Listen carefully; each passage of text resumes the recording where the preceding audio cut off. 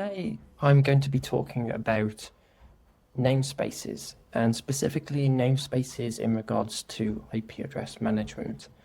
So in Infrahub here we have loaded a very basic schema, and that schema is from our schema library, and it's the base schema library here. So we have some schemas loaded for IPAM.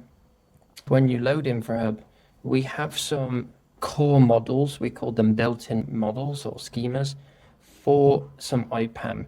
They are generics, so you have to inherit them and add your own attributes, for example. So in this one, it's inheriting from built-in address, and it's adding a few DN and some relationships to interface, and for a prefix, it's adding some custom statuses and some drop-downs for role.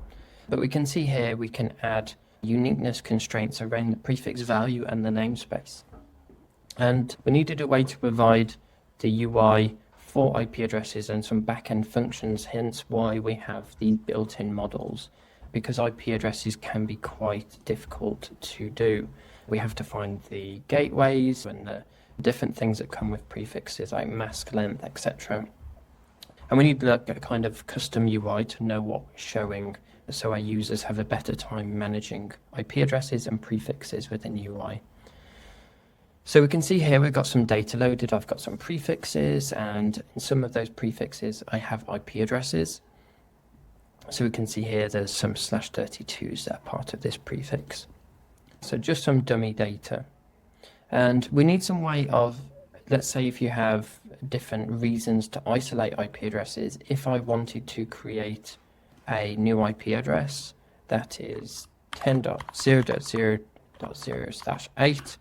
So if I want to create this prefix and create it, we'll see that it's validating a uniqueness constraint. So there's many reasons why you might want to add the same prefix. It might be that you've got different isolated environments. You might have VRFs. You might use namespaces as a VRF. And it could kind of be translated to, if anyone's familiar with info-blocks, is like a network view in info-blocks that allows you to have overlapping IP address space.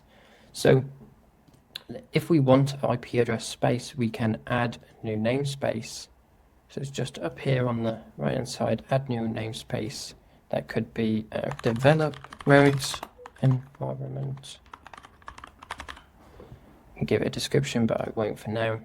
I can add that. Now if we go back to our prefixes view, we'll see at the top we have our default, which is where everything is added at the moment. But now I can see the development environment, which has no prefixes. So if I want to create that same prefix again, remember before that it didn't allow us to add it, we can say we want to create the 10.0.0.0/8 prefix. We can add some relationships, etc. We can add a role, maybe it's a supernet. We can say it's a prefix, a member type, and we have to add the namespace down the bottom. So now we can say instead of the default, we go to add the development environment, and we see there I press save without setting that, and it said, hey, we've got a uniqueness problem. There's already a prefix with that already existing, and now if I save with this development environment added, we now see the prefix. Very simple, easy to use. We call it namespace. It's just a generic term, but you can use it for many different purposes. They're very powerful.